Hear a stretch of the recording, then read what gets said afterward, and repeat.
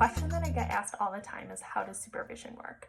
This is really important to know that you'll be getting the best possible candidates. The way we do that is through referral sources, vetting them, interviewing them, and onboarding them to make sure that they are trained to not only be the best possible candidate, but also know all of their expectations throughout your entire clinical fellowship. Each CF will be getting at least 36 hours of supervision, unless you're in a few different states that demand more, like California or New York. The next question I get about supervision is, will my supervisor be on site with me? Your supervisor will be coming on site to supervise you for all of your direct supervision, which by ASHA standards is about 50% of your total hours.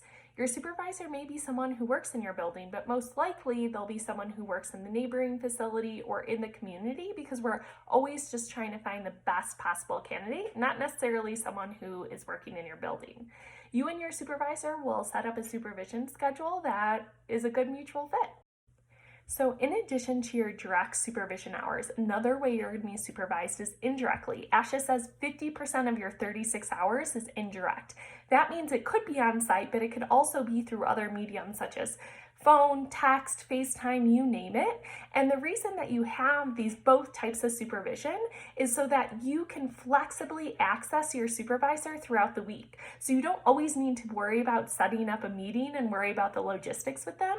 You can also call them after a hard day or text them when you have a challenging situation and have access to them right away.